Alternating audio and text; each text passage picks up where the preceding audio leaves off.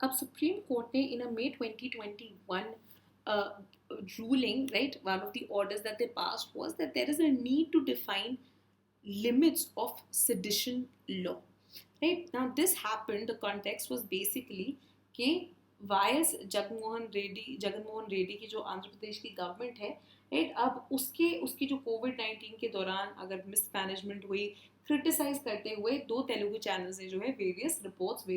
News reports जो हैं वो देखी थी, राइट, तो उन दो तेलुगु चैनल्स के अगेंस्ट जो है सेडिशन का केस लगा दिया गया था by the Andhra Pradesh government, right. तो सुप्रीम कोर्ट ने कहा कि ये जो है बहुत ही एक स्टूपिड चीज़ है एंड देयरफॉर आप हर छोटी चीज़ पे जो है सेडिशन का लॉ इन्वोक नहीं कर सकते and therefore there is a need to urgently define limits के what incidents are seditious and which aren't. Furthermore, ये जो 3 judge bench था which was led by Justice D.Y. Chandrachud, उन्होंने बोला that India today is witnessing a lot of indiscriminate usage of sedition law,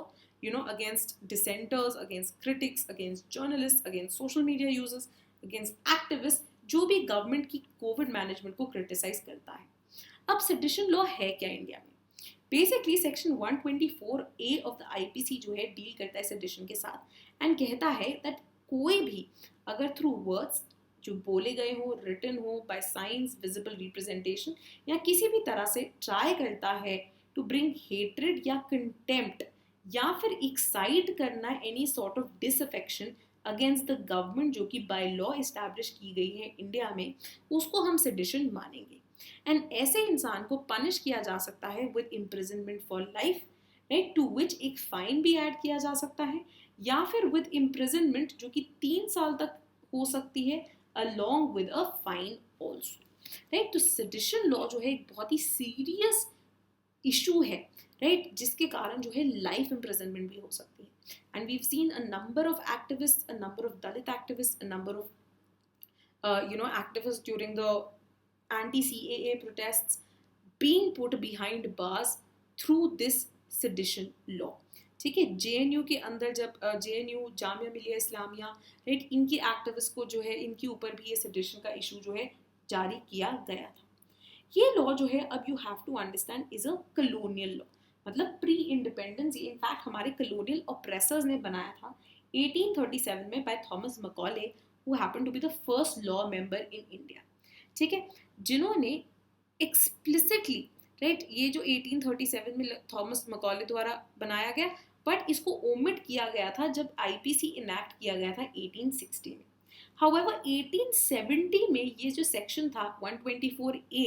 on sedition, इसको insert कर दिया गया in the IPC by sir James Stephen जब उनको एक नीड महसूस हुई for a specific section to deal with the offence of sedition, right. And this was important why, because colonial government है, उनके अगेंस्ट तो फ्रीडम स्ट्रगल चल रही है, उनके अगेंस्ट नेशनल मूवमेंट चल रही है, उनके अगेंस्ट तो फ्रीडम फाइटर्स लड़ रहे हैं, ऑब्वियसली कॉलोनियल गवर्नमेंट के अगेंस्ट सेडिशियस चीजें बोल रहे हैं, right. And it was seen as the most draconian laws जो कि voice of dissent, voices of independence को स्टाइफल करने के लिए बनाया गया था। In fact we see a number of our freedom fighters जो कि इसके अंदर जो है इसके अंडर ट्राई किए गए थे, राइट। जीसी बोस जो है इसके अंदर ट्राई किए गए थे, बाल गंगाधर तिलक जो है इसके अंडर ट्राई किए गए थे, महात्मा गांधी जो है उनके अगेंस्ट जो है सेडिशन का लॉ लगाया गया था, राइट। तो आप देख सकते हैं कि किस तरह से proudly our freedom fighters had approached this idea of sedition. Now what are the arguments for retaining this section 124A? Now this is more important keeping in mind आपका मेंस का पर्सपेक्टिव। अब सेक्शन 124A जो है IPC का, हम कहते हैं कि ये यूटिलिटी है इसकी, वाई, बिकॉज इंडिया जो है हमें पता है एक बहुत ही फ्रेजाइल इन्वायरमेंट के अंदर है, राइट। बेसिकली साउथ एशिया पूरा ही एक सब कॉन्टिनेंट ऐसा है जो कि it can blow off any time, right. So India faces a lot of trouble from most of its neighbours, right. And अब क्या है कि it's not like it's just open war, but we also have terrorism, insurgence, internally India के अंदर जो है बहुत सारी प्रॉब्लम्स हैं and therefore to fight anti national secessionist and terrorist elements हमें इस तरह का जो है एक लॉ रिक्वायर्ड है। साथ ही में अब क्या आर्ग्यूमेंट एक और दी जाती है कि ये प्रोटेक्ट करता है इलेक्टेड गवर्नमेंट को कि अगर कोई ओवरथ्रो, जोर ज़बरदस्ती से गवर्नमेंट जो कि लीगली इलेक्ट की गई है by a proper general elections, उसको ओवरथ्रो करने की कोशिश करता है through violence and illegal measures, तो ऐसे एक कू को प्रिवेंट करने के लिए, right, because we seen India के नेबर्स में, पाकिस्तान में जो है कू हुए हैं, बांग्लादेश में जो है कू हुए हैं, म्यांमार में जो है कू हुए हैं, राइट, मालदीव्स के अंदर, श्रीलंका के अंदर, तो ऐसे कूज को प्रिवेंट करने के लिए कू, अब ये आपको पता होना चाहिए, राइट, हम बात करते हैं मिलिट्री कूज की, राइट, कि जब एक लेजिटिमेटली इलेक्टेड गवर्नमेंट जो है उसको थ्रो आउट कर देते हैं by violence and illegal means, तो इस तरह का फ्यूचर नहीं चाहता India, and so to prevent such instability ये लॉ जो है बहुत यूजफुल होता है। साथ में अब ये कहते हैं कि अगर जुडिशरी जो है is so on and on about, कि अगर आपने जुडिशरी की इंसल्ट की या हमारे अगेंस्ट जो है या हमारे ऑर्डर को फॉलो नहीं किया, तो हम आपके अगेंस्ट कंटेम्प्ट प्रोसीडिंग्स जो है जारी कर सकते हैं, इनफैक्ट क्रिमिनल कंटेम्प्ट जो है जारी कर सकते हैं अगर आपने जजेस की या उनके ऑर्डर की बेइज्जती की और उसका उल्लंघन किया या उसको फॉलो नहीं किया, राइट। तो गवर्नमेंट जो कि लीगली इलेक्ट की गई है, तो उसका इंसल्ट करने के भी या उसको थ्रेटन करने के लिए भी जो है पनिशमेंट दी जानी चाहिए। साथ ही में मेनी डिस्ट्रिक्ट जो है इन इंडिया, उनके अंदर इंटरनल प्रॉब्लम्स बहुत है, सेसेशनिस्ट ग्रुप्स हैं, माओइस्ट इंसर्जेंसी जो है इंडिया विटनेस करता है, राइट, जिसके कारण जो है इंटरनली भी इंडिया को बहुत थ्रेट है, which makes this section 124A very useful. ठीक है, so because of this reason often 124A जो है सपोर्ट किया जाता है।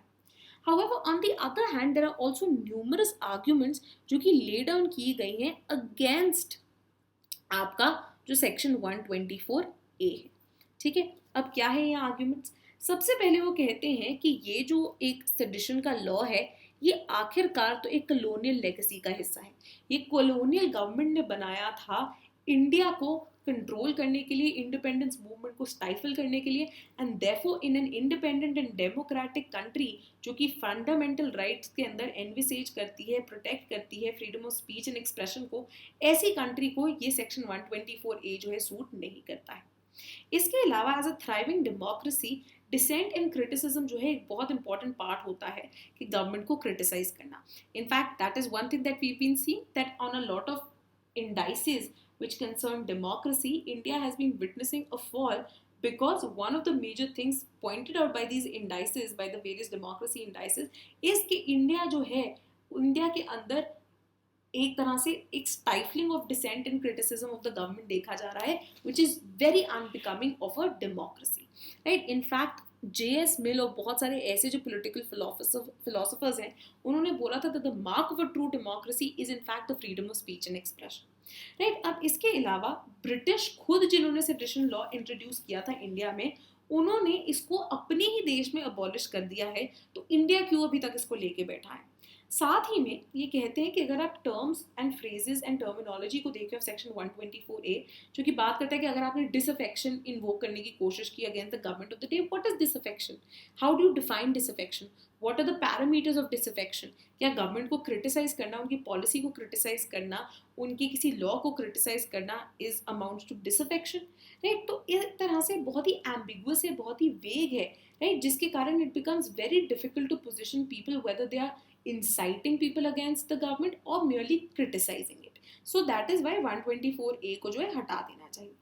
साथ ही में कहते हैं ना, there is a complete disutility, कहते हैं कि जरूरत ही नहीं बची है। जरूरत क्यों नहीं बची है? Because IPC and unlawful activities prevention act में ऑलरेडी न्यूमरस प्रोविजंस है जो कि पीनलाइज करते हैं लोगों को फॉर डिसरप्टिंग पब्लिक ऑर्डर या trying to overthrow the government with violence and illegal means. तो 124A is basically rendered redundant, आपको इसकी जरूरत ही नहीं है। साथ ही में 1979 में वेरी इंपॉर्टेंटली इंडिया ने रैटिफाई किया the international covenant for civil and political rights, जो कि बेसिकली रिकॉग्नाइज करता है protection of freedom and expression को as an international human right. ठीक है, देयरफॉर जब हम ऐसे 124A जैसे लॉज को कायम रखेंगे, it goes against the spirit of this international covenant for civil and political rights, right. Very importantly therefore ये जो सेडिशन के अरेस्ट एक्सेट्रा हैं, दे आर कंप्लीटली यूजलेस। अब इसके अलावा हम यहाँ पे एक और चीज इंक्लूड कर सकते हैं, view point of the law commission. 2018 के अंदर लॉ कमीशन ने जो एक कंसल्टेशन पेपर इनफैक्ट पब्लिश किया था, जहाँ पे उन्होंने बोला था that it's time to rethink और रिपील मतलब हटा देना सेक्शन 124A को, जो कि सेडिशन के साथ डील करता है। इनफैक्ट इवन बिफोर दिस 1968 में एक 39th रिपोर्ट आई थी लॉ कमीशन ऑफ इंडिया की, जहाँ पे उन्होंने पहले बोला था कि let this be, we shouldn't repeal it। ठीक है, 42nd रिपोर्ट जो आई थी 1971 में, तब पैनल ने बोला था कि जो स्कोप है सेडिशन का, आप इनफैक्ट इसको एक्सपैंड कीजिए एंड कवर कीजिए कि अगर कोई कॉन्स्टिट्यूशन के खिलाफ जाता है या लेजिस्लेचर के खिलाफ जाता है या जुडिशरी के खिलाफ जाता है. However, present circumstances में Law Commission ने बोला that India as a democracy has matured. We are fighting to be at the high table of world power, and so therefore Section 124 is not suitable for a democracy like India and should be done away.